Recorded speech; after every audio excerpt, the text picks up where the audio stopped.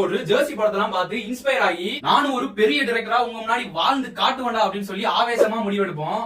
But அதை பண்றதுக்கான focus இருக்காது, லாங் டர்ம்ல மோட்டிவேஷன் சுத்தமா இருக்காது. அதுக்கு நான் I have a solution for you.